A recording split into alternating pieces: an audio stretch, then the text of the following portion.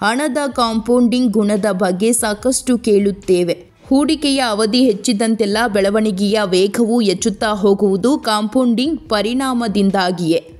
ಆದರೆ ಹೆಚ್ಚಿನ ಹೂಡಿಕೆದಾರರು ಅಬ್ಬಬ್ಬ ಎಂದರೆ 10 ವರ್ಷಕ್ಕೆ ತಮ್ಮ ಹೂಡಿಕೆ ಅವಧಿಯನ್ನು ಸೀಮಿತಗೊಳಿಸುವುದುಂಟು. ಹೆಚ್ಚಿನ ಮಂದಿಗೆ 10 ವರ್ಷವೇ ದೀರ್ಘಾವಧಿ ಎನ್ನಿಸುತ್ತದೆ. ಹಣದ ನಿಜವಾದ ಕಾಂಪೌಂಡಿಂಗ್ ಗುಣವನ್ನು ನೋಡಲು ಹೆಚ್ಚು ಸಂಯಮ ಬೇಕಾಗುತ್ತದೆ. ಕನಿಷ್ಠವೆಂದರೂ 20 ವರ್ಷ ಹೂಡಿಕೆ ಇರಬೇಕು. 30 ವರ್ಷದಲ್ಲಿ 1 ಲಕ್ಷ ರು ಹೂಡಿಕೆಯನ್ನು 1 ಕೋಟಿ ರುಗೆ ಬೆಳೆಸಿದ ಕೆಲ ಮ್ಯೂಚುವಲ್ ಫಂಡ್ಗಳು ಈಗಲೂ ಇವೆ. 30 ವರ್ಷ ಬಹಳ ದೊಡ್ಡ ಕಾಲವೇನಲ್ಲ. ಕೆಲಸಕ್ಕೆ ಸೇರಿದ ಹೊಸದರಲ್ಲೇ ಹೂಡಿಕೆ ಮಾಡಿದರೆ ನಿವೃತ್ತಿ ವಯಸ್ಸಿನೊಳಗೆ ನಿಮಗೆ ಹೇರಳ ರಿಟರ್ನ್ಸ್ ಸಿಗಬಹುದು.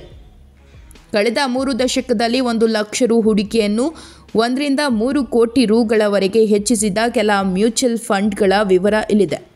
Franklin India mid cap fund 30 ವರ್ಷದ ಹಿಂದೆ ಇದರಲ್ಲಿ ಲಪ್ಸಮ್ ಆಗಿ 1 ಲಕ್ಷ ರು ಹೂಡಿಕೆ ಮಾಡಿದರೆ ಇವತ್ತು ಅದರ ಮೌಲ್ಯ 2.76 ಕೋಟಿ ರು ಆಗಿರುತ್ತಿತ್ತು.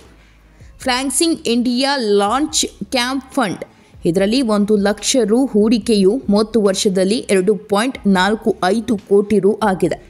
HDFC flexi cap fund 1 lakh ರು ಹೂಡಿಕೆಯನ್ನು ಇದು 1.97 ಕೋಟಿ ರುಗೆ ಹೆಚ್ಚಿಸಿದೆ. 1995ರ ಜುಲೈನಲ್ಲಿ ಇದರಲ್ಲಿ 1 ಲಕ್ಷ ರು ಹೂಡಿಕೆ ಮಾಡಿದರೆ ಈಗ ಅದು 1.63 ಕೋಟಿ ರು ಆಗಿರುತ್ತಿತ್ತು. ಆದಿತ್ಯ ಬಿರ್ಲಾ SL ಲಾರ್ಜ್ ಮತ್ತು ಮಿಡ್ ಕ್ಯಾಪ್ ಫಂಡ್ ಇದರಲ್ಲಿ 1 ಲಕ್ಷ ರು ಹೂಡಿಕೆಯು 30 ವರ್ಷದಲ್ಲಿ 1.08 ಕೋಟಿ ರು ರಿಟರ್ನ್ಸ್ ತಂದಿದೆ.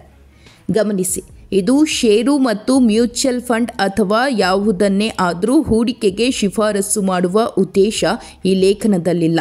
ಹೂಡಿಕೆ ಬಗ್ಗೆ ಅರಿವು ಮೂಡಿಸುವ ಪ್ರಯತ್ನ ಮಾತ್ರ.